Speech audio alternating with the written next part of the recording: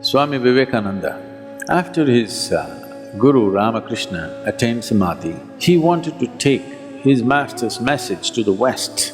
So, he wants to go and do this, but he wants to seek the permission of Sarada Devi, who was Ramakrishna's wife. She said, Naren, can you give me that knife? She said, I wanted to see how you will give the knife. You may go and spread the master's message.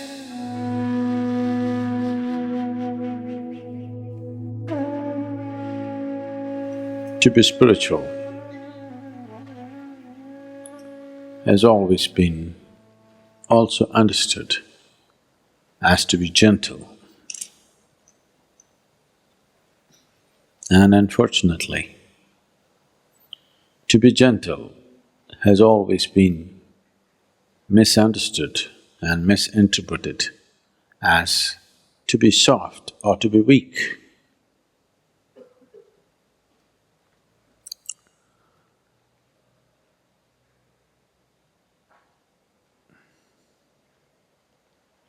The weak are gentle, not by choice, because they're incapable of making a strong imprint, they're gentle. Gentleness is of value only when it's by choice. You're capable of being violent, but you choose to be gentle. That's of great value. You're incapable of violence. Now you're gentle. That's not of any great value because that's coming from a certain incapability. Today somebody was asking me, Sadhguru, why all the goddesses in India, always they have weapons in their hands?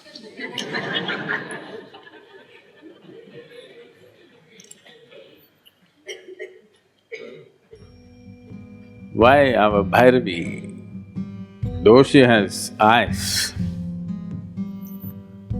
she doesn't have any weapons in her hands. 10 hands and no weapons. Because she's done with violence. You see the buffalo, Mahishasa, already conquered. So what needs to be treated brutally has been done. The beast has been killed.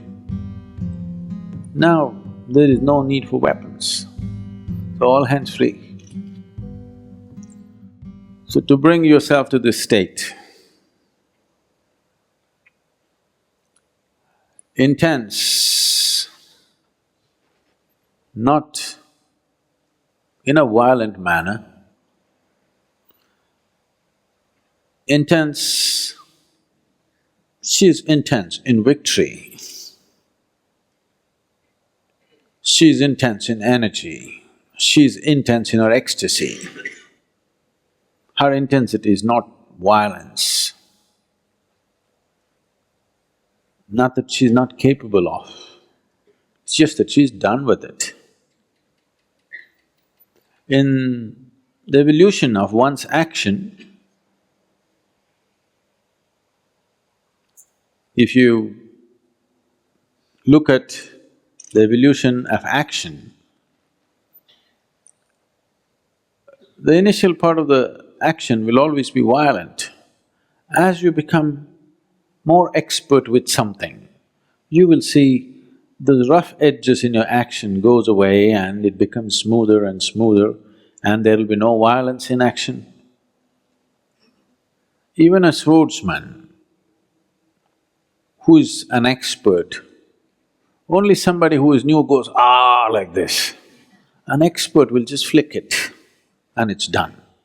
There's no violence in the action. So in the evolution of action, she's past that. Still intense, but in victory, energy and ecstasy, not in a violent manner. There are many symbolisms like that. Here, if you feel your eyes and see, where it is intense but not violent. Is something wrong with violence? It's not a question of right and wrong, it's just crude way of conducting life. If you say violence is bad, that means you will end up rejecting a part of yourself and you can never get rid of it because it'll not go. It'll come out in so many ways. People who are very peaceful on the street, violent at home, if they are not capable of physical violence, they're verbally violent, they're violent in their thought and emotion in so many ways. So rejecting violence is not going to work. Evolving violence into a more sophisticated action. The need is not for violence, the need is for intensity. The need for that intensity is always there in every human being. If you do not refine that need for intensity and manage to experience that intensity by simply sitting in meditativeness or in devotion or in love or in simply pure action, if you do not find refinement and still find intensity, violence will erupt from you in so many different ways. You may not have the courage to get into a physical fight, but it will happen in so many different ways and life turns ugly. It will enter every sphere of your life and the way you take things and keep things, you will know whether you're gentle or violent, you know. There's a very beautiful incident which happened, I must have told you a few times. Swami Vivekananda, all of you heard of Swami Vivekananda? After his Guru Ramakrishna attained Samadhi, he wanted to take his master's message to the West. So, he wants to go and do this, but he wants to seek the permission of Sarada Devi, who was Ramakrishna's wife. He went to see her and she was busy cooking in the kitchen. When he went and said this, she was focused on what she was doing without looking up, she listened to him. He said, I want to go to the Western world and spread the message of my master. Shall I go? So without looking up from the chores that she was doing, she said, Naren, can you give me that knife? So he picked up the knife and gave it. He's a certain kind of person, so he gave it in a certain way. Not like that, he gave it in a certain way. She took the knife and kept it aside and she said, you may go. Then he noticed this and he said, why did you ask for the knife? You have no vegetables to cut, everything is already on the pot, already in the pot, on the boil. Why did you ask for the knife? There was no need for the knife, why did you ask for it? She said, I wanted to see how you will give the knife. You may go and spread the master's message. So this is where gentleness is. Not because somebody is watching, not because you're under scrutiny, just the way you move, how you step on the planet, how you breathe, how you sit, how you stand, how you look at other people. This is where you have to refine your action. Now I'm not talking to you about mindfulness, no, being mindful of everything, no. I'm talking about refining your physical action, your verbal action. With this slowly, your mental action and emotional action also can be refined. To just move your hands and legs in a more gentle manner.